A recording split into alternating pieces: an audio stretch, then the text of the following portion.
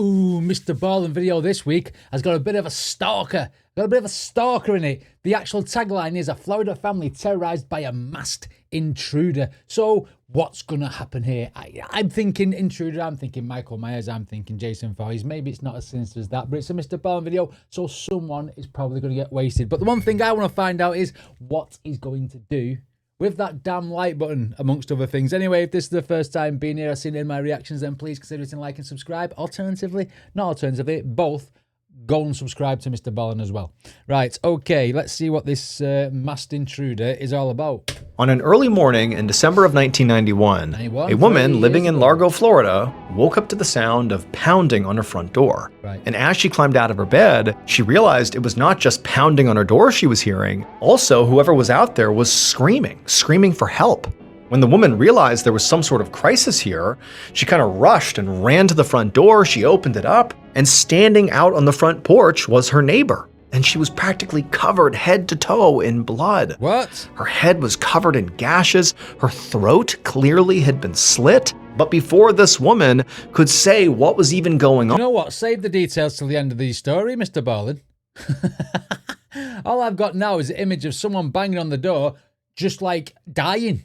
You know what I mean? Bleeding to death. What the hell? She just fell to the ground and passed out. Wow. But before we get into today's story, if you're a fan of the strange, dark, and mysterious Definitely delivered in story format, then you come to the right place, because that's all we do, and we upload 2, 3, even 4 times every week. Come on then, Mr. Ballen. So, if that's of interest to you, the next time the like button is taking a well-deserved nap, make sure you immediately go over and wake them up with a leaf blower. Also, please subscribe to our channel and turn on all notifications so you don't miss any of our weekly uploads. Okay, let's get into today's story. Okay. Who's at the door? More importantly, who's chopped my neighbor up?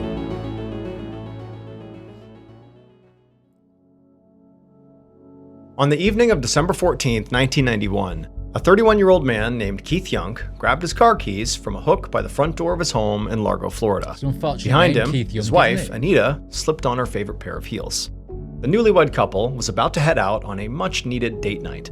They were both actually on their second marriages, and they had 6 children between them from their previous relationships. Okay. So naturally, it was pretty hard to find time for just themselves. Absolutely. But that particular night, Keith's 2 kids were staying with their mother, who had shared custody, and Anita's 8-year-old daughter was at a sleepover, and her 12-year-old son Jason had agreed to stay home and watch his 2 younger siblings so that the adults could go out for dinner. Okay. Before they left, Keith gave Jason a final rundown of his expectations. Don't make too much of a mess, make sure nobody gets hurt, and if there was an emergency, he'd written down the restaurant's phone number on a notepad in the kitchen. Standard But Keith practice. reminded Jason that if there were like a real emergency, like a true crisis, he should call 911 right away. And when he heard this, Jason, the 12-year-old, just kind of rolled his eyes and said, yeah, I got it. It's under control. Yeah, now, because 12-year-olds think they know the best. I've got a 9-year-old who thinks he knows the best, so I know where this is going. Keith knew he was actually being a little bit uptight here, but there'd been an attempted break-in at their house earlier that year, and he'd been on edge about leaving the kids home alone ever since. The intruder had actually cut their phone lines and then also taken off a window screen, and they'd also tried to break down a door as well. But someone's been watching far too many horror movies, because the first thing that goes in horror movies is the phone line, especially in Scream. All right, let's go. They'd actually left without taking anything, and there hadn't been any more issues in the months since. But critically, the suspect was never caught, so it felt kind of unresolved and scary for the family. Keith and Anita both hugged Jason goodbye as they walked out the door. And then once the door had closed behind them, Keith turned around and checked the handle to double check that he'd locked it, just to be safe. Less than a half hour later, Keith and Anita sat down across from each other at the restaurant and unfolded their napkins onto their laps. They were excited to have a few hours of peace and quiet, where they could just, focus on each other, something that didn't happen very often. The couple had gotten married earlier that year after meeting at a support group for single parents, and they were very grateful to have each other, because their previous marriages were really not that great. Anita's ex-husband, Luther Bass, had a violent temper, and even though he now lived all the way across the country in Idaho, he still found a way to always complicate Anita's life. That summer, Luther I can't stand them type of people. Look, if it's over, it's over. Don't carry on this stupid crusade of ruining somebody's life. Do you know what I mean? It's not going to bring them back. It's going to make them hate you more. This sort of bullshit, it does my head in when I hear of stories about this, about people like, maybe he's the intruder. Maybe it might not be, because Mr. Ballen might be thrown as a curveball. So I don't trust what Mr. Ballen's saying at the minute until we get to the end of the story, sort of thing. So, but yeah, I can't stand people who try to ruin someone else's life. Just if it's over, let it go. Oh, he still found a way to always complicate Anita's life. That summer, Luther had driven all the way to Keith and Anita's house to take his kids on a vacation, which Anita had initially agreed to. But when he showed up, he was unexpectedly driving a camper with his new girlfriend and her kids. Oh. And at that point, Anita had gotten a really bad feeling about the whole situation. Ooh. And she actually started to worry that Luther would take her kids and then refuse to give them back. And so they had this big argument, and it got so bad that actually Anita had threatened to call the police before Luther finally backed off and left. I mean, do we not talk here? I mean, they are his kids as well. But then again, did he say to her that he was bringing the other kids with him and his partner? Do you know what I mean? She may not like that because obviously it's dad's girlfriend, confuse the kids, etc. Because, I mean, some of them will be too young to understand, like, why is daddy with somebody else? But then again, I suppose mummy's with somebody else. So, yeah, I don't know where I stand on this. It depends on how bad this guy is. While Keith had been having equally heated arguments with his ex-spouse, Linda, about whether their kids would spend the upcoming holidays with him or with Linda and her new husband, Steve. Things had gotten so nasty that Linda had actually recently begun harassing Anita over the phone and was also gearing up to go to court and try to get the custody agreement changed. Why? As I said before, life is too short. Life is too short to be causing animosity in other people's lives. You know what I mean? Have the argument about it, but if you want to put something in at court, leave it at that. Don't be badgering people on the phone. What's the point? If Keith wouldn't agree to do things her way. But their bad relationships with their exes only made Keith more happy that he'd found Anita. He was glad that he could take care of her and her kids the way he felt like they deserved. Okay. So despite all the tension hanging over them, happy families. He tried to keep the mood light, and they enjoyed a very nice dinner. And then when the check came, Keith glanced at his watch and realized it was getting pretty late. He knew Anita's son, Jason, was a responsible kid and that he could definitely handle getting his younger siblings into bed. But Keith was still a bit worried about leaving the kids alone for too long. So he paid the check right away, and then he and Anita left the restaurant and drove home. Okay. A little while later, Keith and Anita pulled up outside of their brown single-story home. When the house was covered in police tape, there was ambulances and fire service. Just think about it like in a film. A little while later, Keith and Anita pulled up outside of their brown single-story home. When they got inside, Keith was relieved to see that all the kids were calmly watching TV in the living room, and the family cat was curled up on the couch right next to them. Keith told them that it was time to get ready for bed. And as 12-year-old Jason got up, Keith pulled him in for a big hug and told him he was proud of him for his hard work babysitting. Good job. Anita helped the younger kids brush their teeth, and then afterwards, Keith turned off the lights, and he went down the hall and said goodnight to all three kids, who slept in bunk beds in the same room. Then, after that, he continued down the hallway to the main bedroom and climbed into bed with Anita. He kissed his wife goodnight and then turned off the light. Right. And turned off Mr. Ballen at the same time. Several hours later, around 3 a.m. early the next morning. Why is it always 3 a.m.? Something always happens at 3 a.m. In horror films, it's always 3 a.m. It's always the witching hour. And now in this one, it's 3 a.m. Credit from Sleeping with Death. Oh, okay, this is a real footage of the house from Sleeping with Death. Several hours later, around 3 a.m. early the next morning, Anita's 12-year-old son, Jason, awoke to a very loud noise. And when he heard it, he sat up in bed. And then he could hear something thumping around in the room next to him. But before he could figure out what was going on, someone screamed.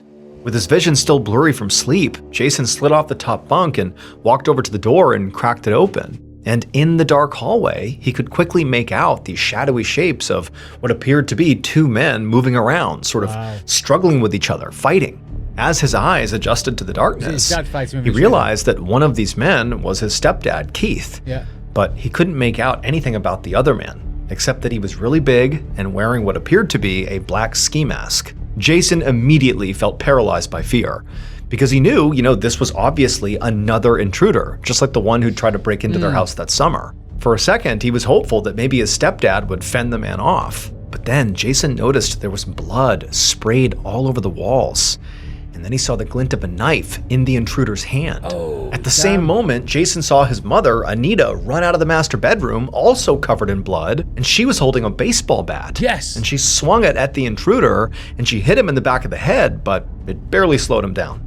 That's when Jason heard— This guy could have been on some hardcore drugs, which kept him on his feet. I wouldn't just hit him once, I'd have hit him more than once. I'd have rattled him in the knee to bring him down, because if he can't move and he was immobile, then, you've got a chance of,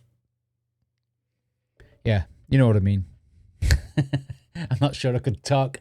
I'm not sure I could go into detail what I would carry on doing, if you know what I mean. Heard his stepdad yell out for Anita to get the gun. And Anita, she ran into another room, and Jason just stood there looking out the crack, just paralyzed with shock, watching as this intruder literally picked Keith up and threw him back into the master bedroom. Must have been big. And the next thing Jason knew, he saw his mother standing in the hallway holding a gun, and the intruder was running away out the front door. I'm so Suddenly, Jason kind of snapped out of the shocked trance he had found himself in and remembered what Keith had told him to do in case of a real emergency.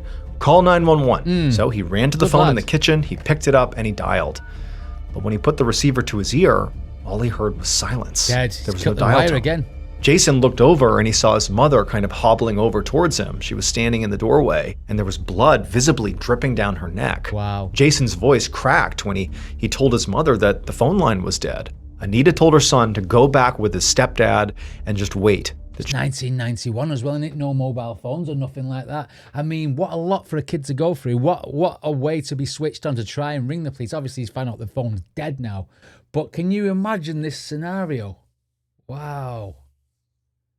I mean, that gun is an equalizer, though, isn't it? You find a gun, doesn't matter how big you are, you think, oh shit, I'm off, because that can kill me at any point. Head, chest, you're going to get fucked up. So I would be keeping that gun in my bedroom from now on. She was going to go find help. If they survive this. And so Jason began to walk towards the bedroom where he knew his stepdad was. And as he did, he watched his mom run out the front door into the night. And then Jason, he went down the hallway and went into the bedroom where he saw his stepdad sprawled out on the bed. And he was still alive, but he was clearly struggling to breathe. And Jason, this 12-year-old kid, not having any idea how to handle this, just walked over to the bed, kneeled down, and he took Keith's hand and just held it while he waited for his mom. And as he held Keith's hand, he could hear the sound of his stepfather take his last few raspy breaths before he went completely limp. Oh, shit. Again, like I said, look, what a bad thing for a kid to go through there. You know what I mean? Oh my God. Yeah, you can't even comprehend. So no, he obviously felt a lot for his stepdad. Clearly a good man, and it's got to be something to do with the exes, hasn't it? It's got to be something to do with the exes on either side. Do you want to treat me print and cookies and curry and code creamy and then per pieces? Store. Several hours later, before dawn on the morning of December 15th, 1991, Detective Mike Short from the Largo Police Department pulled up to the curb outside of a brown single-story house surrounded by crime scene tape. He'd gotten a call from his supervisor, who really didn't know much, just that an intruder had broken into this house and attacked a husband and wife while they slept. But now, as Short got out of his car and looked around at the quiet block of modest, well-kept houses, he found that kind of odd. This really wasn't a neighborhood where they saw violent home invasions. As Short walked up to the house, I think it's localized. That's why I think it's something to do with their past. It's probably her ex-husband who came up in the camper van. It wasn't a neighborhood where they saw violent home invasions. As Short walked up to the house, a uniformed officer caught up with him and gave him a few more details about what they knew so far.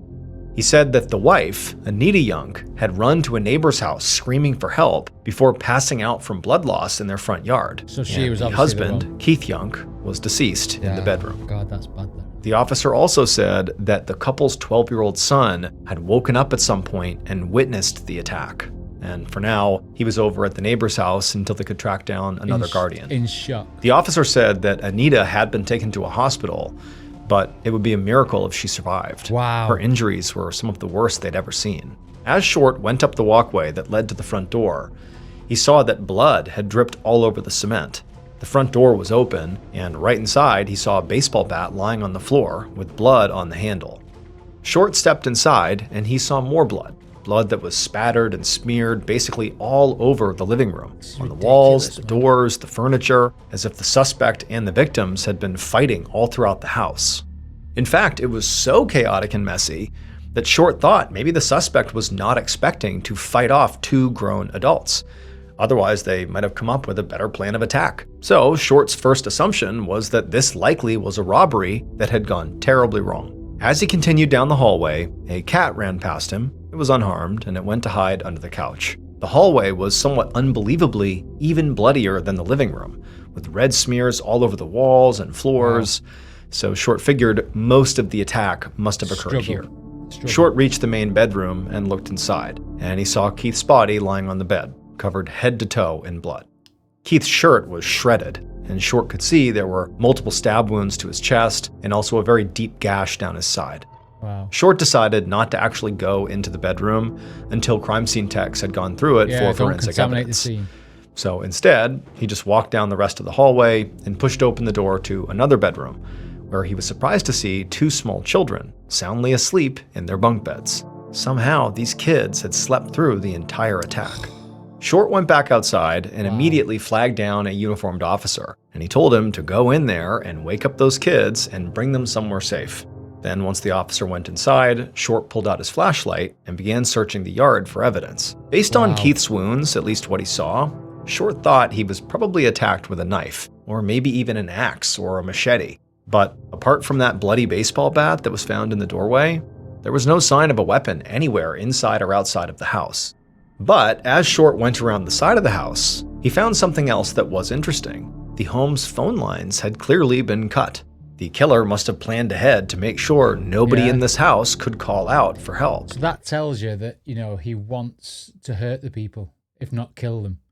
And, if you're going to cut it, it could, the way that's been banged, it looks like it has been done with an axe, doesn't it? Like he's banged it, you know what I mean? It's cut it. And this was interesting because nothing else about the scene suggested that this crime was carefully planned. In fact, in some ways, you could say it looked like it was very unplanned. But now, Short had to consider that maybe this was not just a random robbery gone wrong. He could have just messed up what he was doing. You know what I mean? He could have just cut the phone lines. I'll either take one of them out or I will rob them. But if they do wake up, then they won't be able to phone the police straight away. I can get away. But clearly, he's messed something up because it's been a massive fight. I didn't expect it. Maybe, especially given the cut phone lines, this was like a premeditated attack, a premeditated murder. And if that was the case, he had to figure out who the intended target was. Keith, or Anita, or both. A little while later, Detective Short walked up the street to the neighbor's house to speak with his best eyewitness, Anita's 12-year-old son, Jason. After Short knocked on the door, the neighbors let him inside and showed him into their living room, where he saw Jason was wrapped in a blanket and still wearing his pajamas. Short sat down across from him and told him that he knew it must be extremely difficult to talk about this. But he really needed to know exactly what he had seen and what he had heard during this attack. I hate it when kids are involved with me because they're the innocent people in this, and for him to witness that and to see his dad covered in blood and die, or his stepdad covered in blood and dying, and just sitting there and holding his hand because he doesn't want him, to leave him. That's heartbreaking there, isn't it? You know what I mean? And the other two kids who were asleep in the bedroom who heard nothing, which is a godsend. But can you imagine waking up and being told that your parents are likely dead? Jesus Christ. Tears began to roll down Jason's face as he began to describe watching his mother and stepfather fight off this intruder. Jason said he couldn't really describe what this person looked like because they were wearing a ski mask, but he was pretty sure it was a man. He also said there had been a little bit of skin exposed on the killer's neck, and from the looks of it, it appeared like their skin was maybe fairly dark, so Short wrote down that the suspect likely had dark skin. But because it was dark, and Jason clearly had not gotten a very good look at the killer, he knew the boy could be wrong too. So he was just putting it down as a maybe. Short asked Jason if the intruder had said anything during the attack, and Jason just shook his head and said no. He said the intruder didn't say a single word the entire time. And Short made note of that too, because it made him wonder if maybe the killer was someone close to the family, and they knew that if they spoke, someone might recognize their voice, like Jason.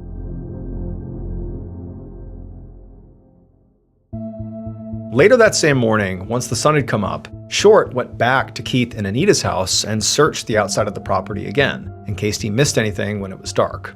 And while he was searching the front yard, another police cruiser pulled up to the curb. An officer got out and walked over to Short. She asked if he was the lead investigator on this case, and when he said he was, the officer told him that she'd been waiting at the hospital all morning, and Anita had finally woken up enough to say a few words. She said Anita was only awake for just a few minutes before she had to be rushed back into surgery, but it was long enough to answer a couple of questions. Anita had described waking up to see a man standing over her with an axe in one hand and a knife in the other. She said it was a man that she had never seen before. She didn't recognize anything about him. The officer said right before Anita was taken off to surgery, there was one more thing she mentioned. There had been an attempted break-in at their house earlier that year, and the intruder, during that break-in, had also cut their phone lines. Short instinctively turned and literally looked at the side of the house where those lines had been cut, and he thought to himself, this is too strange of a coincidence to be ignored. Later that day, back at the station, Short read through reports on the interviews his team had done with Keith and Anita's kids and their neighbors. A team of 5 detectives had been assigned to this case, and they'd made quick progress on collecting background information on the victims. Everybody in the neighborhood had described the victims as being a very normal, happy couple. Keith was an air conditioning technician who'd been working at the same company for a very long time, and Anita was mostly a stay-at-home mom who did some accounting work on the side. However, what also came out in these interviews was that both Keith and Anita had ex-spouses who could potentially want to hurt them. Anita's ex-husband, Luther, lived thousands of miles away in Boise, Idaho, but Short knew that despite the distance, it was not impossible that he might have traveled to Florida to commit this crime. So Short called the Boise police and told them about this attack, and asked them to track down Luther and question him. As for Keith's ex-wife, Linda, Short had learned that she actually lived right there in town, and Keith's 2 kids were still at her house, unaware that their father was dead. The thing is, I was going to say something else then. He said, you're unaware that their father is dead, blah, blah, blah, which is horrible. Now, you look at their exes, and they're not very big people. This kid said this man was big, a lot bigger than the dad. And anything I've seen in a photo at the minute, they don't look like big men, do you know what I mean? It's not someone that can take a crack with a baseball bat and not go down, do you know what I mean? So I don't think, that's, to my process of elimination, I don't think it's any of these. Then again, I could be wrong. Town. And Keith's 2 kids were still at her house, unaware that their father was dead. And since Linda and her new husband Steve were potential suspects, Short wanted to be the one to break the news to them, to see how they all reacted. So he looked up Linda's address in the database. Because if they don't look shocked, or they look like they're play acting. What? Yeah. So they're looking at body language, aren't they? Right, okay. Base, and then grabbed his keys and headed out. Less than an hour later, Short parked his car in Linda's driveway and walked up to the front door.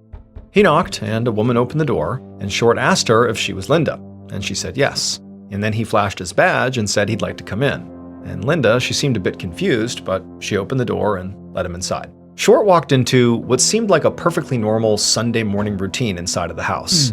The air smelled like eggs and bacon, and the 2 kids were in the living room watching cartoons with a man who Short figured must be Linda's new husband, Steve. And so Short, he asked Steve to leave the kids and come into the kitchen with he and Linda, because he wanted to speak to both of them. And then once all 3 of them had sat down at the kitchen table, Short broke the news that Keith had been murdered. And then Short watched as Linda literally collapsed into Steve's arms. Short gave them a minute, but then he cut right to the chase, and he asked where Linda and Steve had been at about 3 a.m. that morning. Linda seemed shocked to realize that clearly the detective was considering both her and her husband as suspects, but she choked out that they'd both been at home with the kids sleeping. And Steve just nodded in agreement. He said they'd all been home together all night, that was it. Nothing about their demeanor or their reactions was suspicious to Short. Yeah. But when he pressed Linda about what her relationship with her ex-husband was like, she admitted that it was contentious, and that actually just a couple of days earlier, she'd spoken to a lawyer about potentially changing their custody agreement. Short found the timing of this a little convenient, and he wondered, maybe Linda or Steve had decided they would just settle the custody battle by simply taking Keith out of the picture for good. And he also found it convenient that Linda and Keith's 2 kids weren't at Keith's house when the attack happened. It was only Anita's kids who were there at the time. But Short thanked the couple for their time and told them he would be in touch if he had any more questions. And then he left their house, and as he got into his car and drove back to the station, he kept going over the conversation he had just had in his mind. Linda and Steve's alibis were pretty weak. They seemed to be the only 2 people who could vouch for their whereabouts for the night of the murder. And so what that meant was Short had every reason to keep both of them at the very top of his suspect list. Right. It's normal process though, isn't it? You've got like crazy exes and you've also got a custody battle going on and going to court and stuff. Then you are going to sit there and you're going to like put them right at the top of your list, aren't you? Do you know what I mean? Because there's animosity and bad blood there. But I mean, it's too early in the Mr. Ballen story to say it's them. I am now a hardened Mr. Ballen watcher.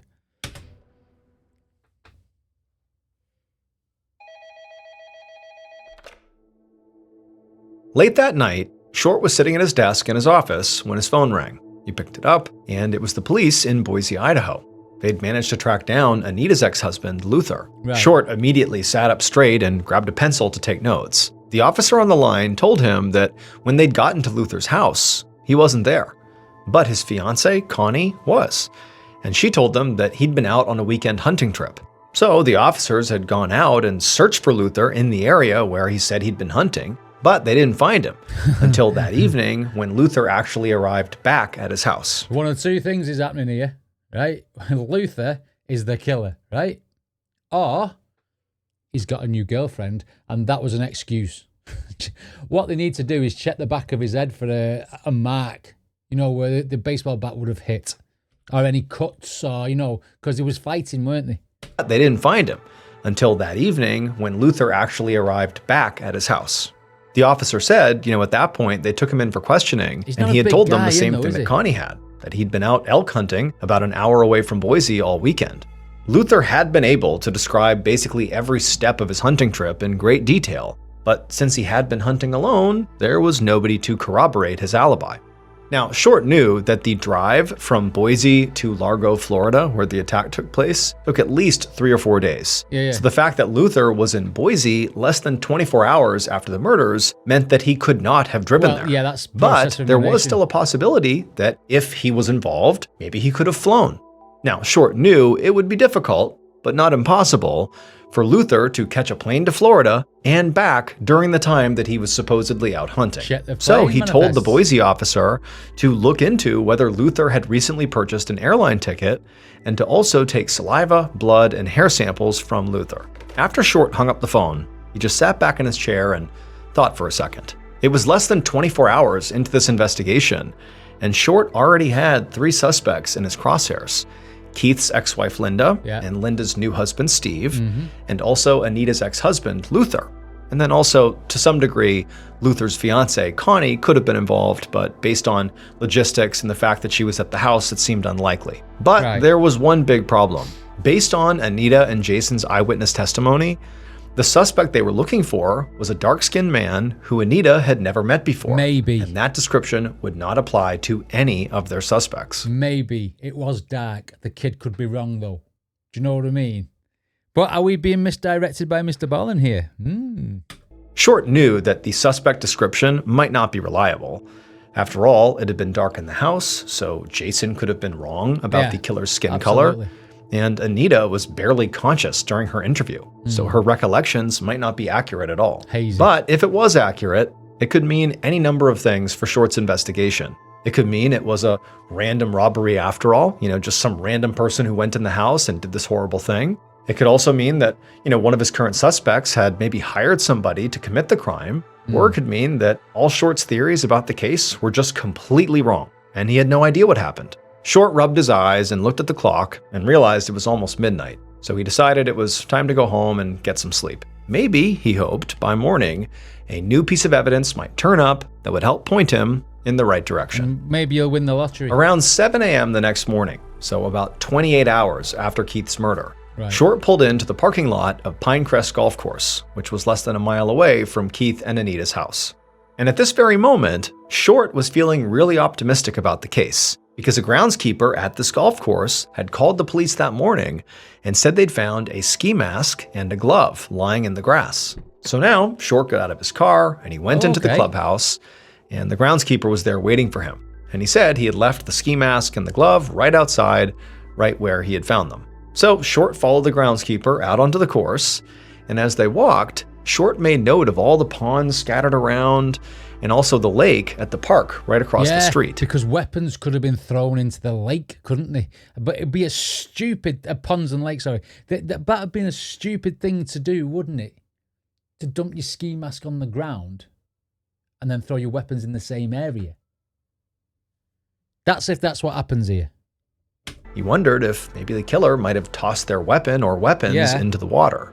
A minute later, the groundskeeper stopped walking and pointed down at the ground at a black ski mask and a dark-colored cotton glove lying in the grass, exactly as promised. And so Short put on a pair of latex gloves. They're groundskeeper gloves. They're like gardening gloves. And he knelt down and he carefully lifted up the mask. And as he did, he felt that clearly it was crusted with something reddish brown. Blood. Very likely dried blood. As soon as Short got back to the station, he sent the mask and the glove off to the crime lab for testing, hoping that they might find a trace of the killer's DNA. Then Short spoke to his supervisor about sending a team of divers out to search the water at the golf course and also that park, in case the murder weapons had been disposed of in any of those water bodies. It seemed like a long shot that they would actually find something. Yeah.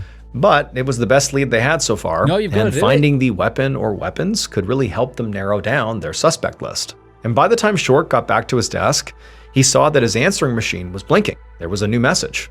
And so he hit play, and the message was from a man who said he had information on the Keith Young case. So Short called him back right away.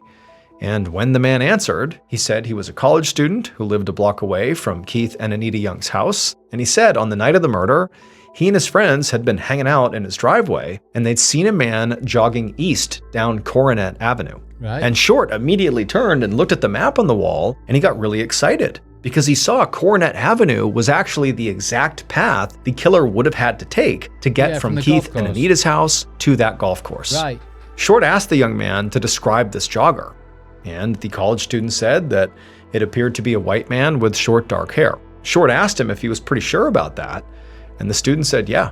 In fact, the jogger had passed under a streetlight at one point, so they all got a pretty good look. This was a huge development. Yeah, because you can since 12-year-old Jason, one of the eyewitnesses, had said the killer had dark skin. It was very possible now that maybe Jason was wrong.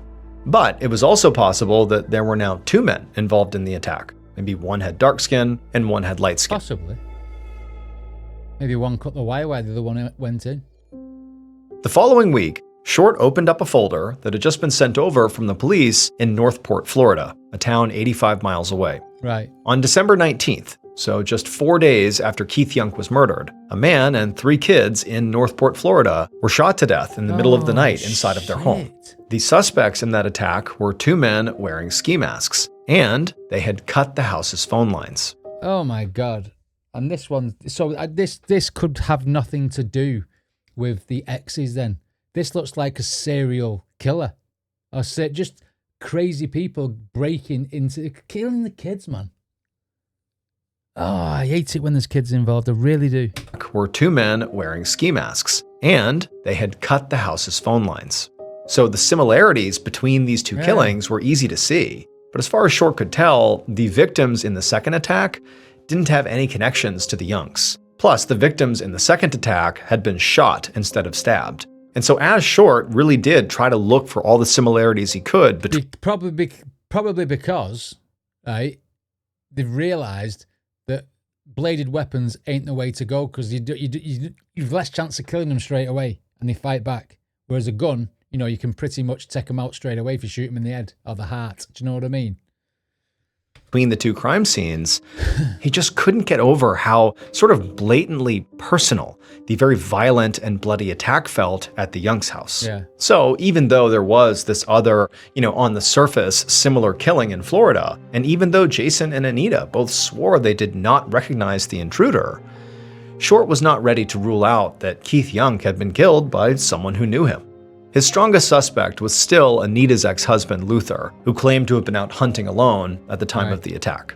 As for Anita, her condition had actually finally stabilized, and when Short had gone to speak to her at the hospital, she had said that Luther was really the only person she could think of who might want to hurt her. Because I mean, at least she survived, at least she's getting better, at least the kid's still got one of the parents. That's the main thing I'm thinking here now at the minute. It said that Luther was really the only person she could think of who might want to hurt her, because they'd been arguing a lot about custody and also child support. Yeah. But the Boise police had checked with every airline in the country, and none of them had a record of Luther flying into Florida that weekend. So Short couldn't even prove that Luther was in the state at the time of the attack. Yeah. And then also, Anita had mentioned that she'd been having problems with Keith's ex-wife, Linda. She said that Linda had been harassing her all summer long, calling her so many times that she couldn't even use her own phone. Short definitely still had his eye on Linda, but he still hadn't found anything directly linking Linda or her new husband Steve to the crime. But Short was still very hopeful that this case would get solved, because a preliminary report from the forensics lab had just come in that said a Caucasian hair had been discovered inside the black ski mask that was found on the golf course, which could point to any one of Short's main suspects. And Short knew it was only a matter of time before the forensics lab finished its full analysis of that hair sample, and then they would know for sure if it was an exact match.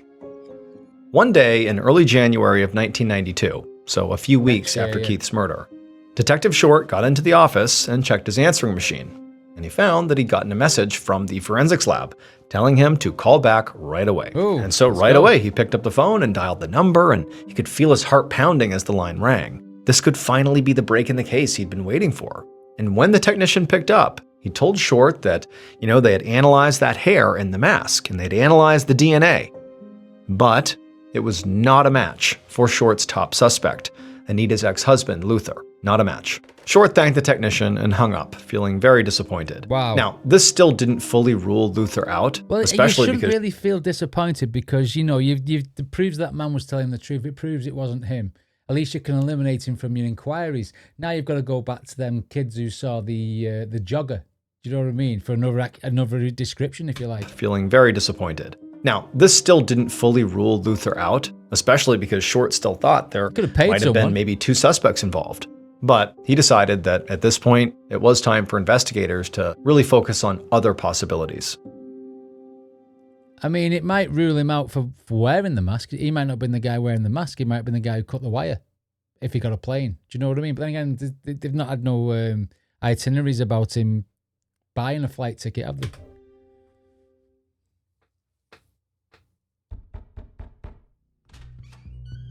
Several weeks later, so in early 1992, roughly a couple of months after Keith Young's murder, Detective Short knocked on the front door of Linda's house. Linda is Keith's ex-wife.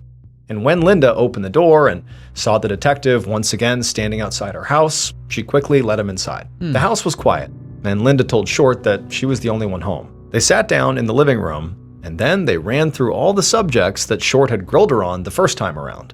Her alibi, her custody disputes, her tense relationship with Keith, and none of her answers changed. And she really didn't say anything that could be viewed as incriminating. But as their conversation began to wrap up, Linda looked anxious, like there was something more she wanted to say. Short asked her what was going on, and she said that there was something she hadn't mentioned when they had spoken the first time. It was about her new husband, Steve. She said that a while back, after she and Steve had gotten married, that briefly she had rekindled her relationship with Keith. Steve had found out that she was cheating on him, and he was naturally very upset. Linda... Bingo! Bingo! Right. Okay. So the plot is thickening. Jealousy.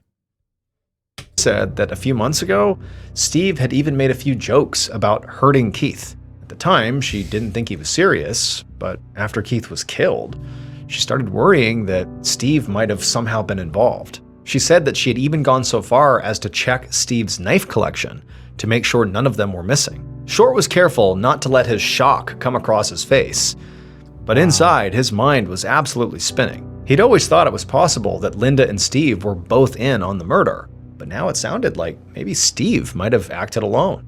He also wondered, though, if Linda was ratting out her husband to draw suspicion away from herself. Oh yeah, there is that as well, but I mean, why didn't they say this in the first place?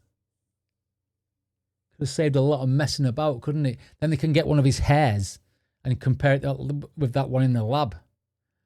Ugh. Do you know what? This, even if she's not done it, or she's nothing to do with it, she's inadvertently caused this by having another relation with her ex while being with someone. This is what, oh my God, crimes of passion, crimes of jealousy. It's ridiculous, man. How can you get so, I'm not even going to say I'm going to say. I'll probably get censored on YouTube. But let's just leave it as it's stupid. If you're going to go off with somebody, finish with the other guy first. Do you know what I mean? So, to help get to the bottom of it, he asked Linda to come with him back to the station for a polygraph test. He also planned to order another polygraph for Steve, who was suddenly at the very top of the suspect I'm not list. surprised. But almost 2 months later, in March of 1992, Short was back in his office, staring down at a pile of documents he'd already read over 1,000,000 times, and the evidence still didn't point him toward anybody in particular. Linda and Steve had both taken their polygraph tests, but the results did not indicate they were guilty, and there was still no hard evidence that tied either of them to the crime. Also, after searching all the ponds and that lake in the area, police still had not found a murder weapon. And they'd still not been able to match that strand of hair from the presumed killer's ski mask to any of the suspects on their radar. Short still had really three main suspects who could have been responsible for the murder. There was Keith's ex-wife, Linda, who had been fighting with him about custody. Yeah. Her alibi was weak and only supported by her new husband, Steve, who she had been suspicious of when Short interviewed her for a second time. And so Steve was also one of his primary suspects because he had this, terrible history with Keith and had even openly joked about, hurting Keith. Can you imagine the conversation inside that house between Steve and Linda after the copper went, "You fucking grassing on me, you. You grassing on me. What are you putting that in their heads for, like I've done something? I've not done anything." Yeah, well, you made it obvious that you did this and that and the other, and you said this, and you made jokes about it. Yeah, don't tell the police that. You know what I mean? That's what the conversation would be like, wouldn't it? Like, you sleep on that, you're on the couch tonight, you. Do you know what I mean? Christ almighty, there's no like loyalty there, is there? Do you know what? I'm not taking no blame for this. It's your, I'm going to put it onto you. Then he passes the polygraph, and then, we did both. Paranoia is probably going to put a wedge between them two in the relationship now, and maybe Steve's going to kill Linda. I'm going off on a tangent now. Terrible history with Keith, and had even openly joked about, hurting Keith. And then there was Luther, Anita's hot-headed ex-husband, who lived on the other side of the country. Now, it would have been possible for him to fly from Idaho to Florida and commit this crime, but there was no proof that he did. And of course, there was... used a fake ID and flown as somebody else. From Idaho to Florida and commit this crime, but there was no proof that he did. And of course, there was still the possibility that this was just a random attack or a robbery gone wrong. And investigators still couldn't even be sure if they were looking for one or two or more suspects. They had no idea. So Short had plenty of theories, but still no evidence to back any of them up. The investigation had gone so cold that the task force assigned to the case had been reduced from 5 detectives to just 2.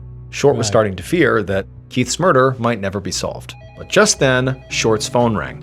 And when he picked up the receiver, a voice said that they knew something about that previous break-in attempt at Keith and Anita's house a few months before Keith's murder.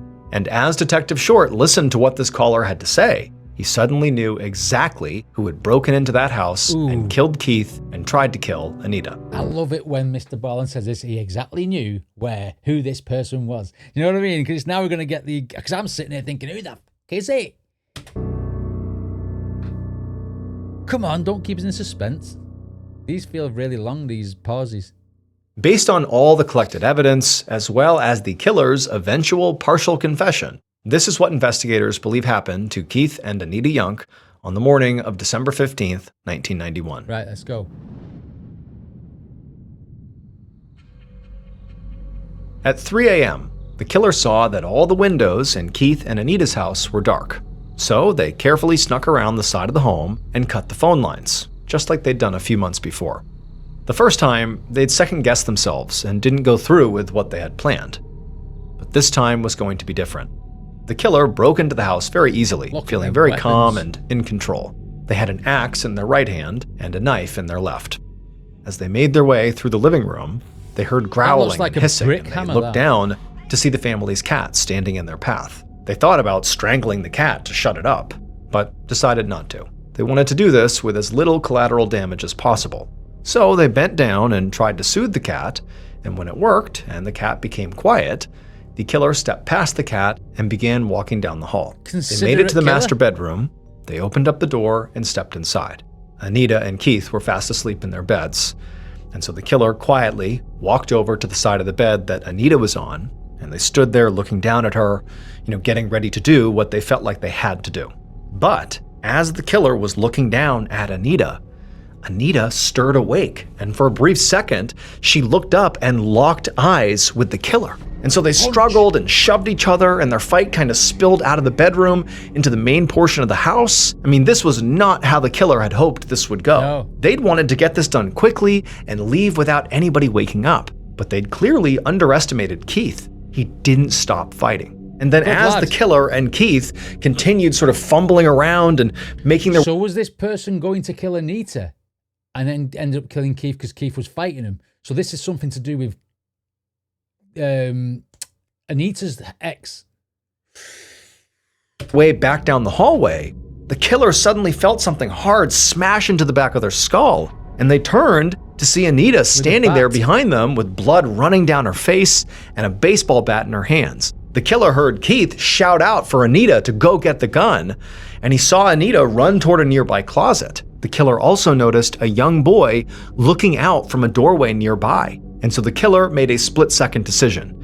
They just grabbed Keith and chucked him into the master bedroom, and then the killer sprinted back down the hallway and out the front door. And then when they got to the sidewalk, they removed their ski mask and kind of casually jogged down the street, hoping that to anybody looking outside, they would think the killer was just, an unassuming health nut out for a very early morning run.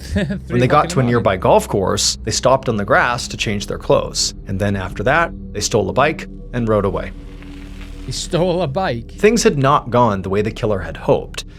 But as they reflected on what they had just done, they thought to themselves that in reality, this actually could have gone worse. I mean, they didn't kill the cat, and critically, no kids have been hurt either. Good. And in some ways, that's what this was all about, to avoid hurting the kids. Because the killer was Anita's ex-husband, Luther Bass. How did he do it? He'd wanted to get Anita out of the way so he could have custody of their 4 kids and treat them the way he believed they needed to be treated. And he'd wanted to get Anita out of the way so that he could have custody of his 4 kids. He felt like she was screwing up their lives, that he was the kids' solution. They needed him, and so he had to do this. But Luther's own fiancée, Connie, had ultimately told the Boise police that Luther was the one who had cut Keith and Anita's phone lines a few months back before the murder. And she said she knew Luther had actually flown to Florida on the weekend of the murder, using an alias and fake social security number that he had gotten from his coworker. There you go. And once the Boise police finished speaking with Connie, they immediately called Detective Short in Florida to tell him what they'd just learned. It turned out there was no second suspect. It was just Luther. So 12-year-old Jason had just been wrong about the killer's appearance, and Anita had been wrong about not knowing who they were. As for that hair that had been found inside the black ski mask that Luther had been wearing, it's unclear how that was there. It wasn't Luther's hair, but it's possible that maybe somebody else had put the mask on at some point, and that's how it got there. Luther Bass was arrested in Boise, Idaho on March 6, 1992, and he confessed to the crime on the same day. A year later, he was convicted of first-degree murder, attempted first-degree murder, and burglary with an assault. He was sentenced to life plus 30 years in prison. As for Anita, she would recover from her injuries. Good. Because at least the kids have got a mum. Sad. It's sad though. Like Keith's the one who died, and it was nothing to do with him. It was all about a custody battle from Anita and an ex. But I mean, How mad do you have to be in the head to do something like this? To get somebody out the way, or by not just like, just do it through the courts. You know, just try. Don't kill somebody. It's like the last thing you should ever do, isn't it? I mean, these guys, they must have very, very low grey matter in their head or something to think that that is the answer. I mean, do they think he was going to, how is he going to kill Anita without Keith waking up? You know what I mean? Because no matter which way it goes, there's going to be a thud or some sort of vibration on the bed as he kills her with whatever weapon he uses. And then obviously you're going to have to front Keith anyway. But I mean, Jesus Christ, can you imagine being thinking like, shit, that should have been me dead, and it's my partner. But that's bad enough as it is, because then you're living without your partner and stuff. What a crazy ass story. I called the fake ID though, didn't I? I thought would he used a fake ID. So he has flown and flown back on 2 occasions. She should have said that in the first place, in the first instance, when it was on about the first time that the phone lines were cut, if you like. Hunting trip my ass. Anyway, what did you guys think of this? Let me know in the comments. Don't forget to check out the original video. Give it a like, give it a subscribe. If you want to follow me too, I would appreciate that as well. This is probably one of Mr. Ballen's most gruesome and heartbreaking stories up to date, I'd say. Anyway, see you on the next video.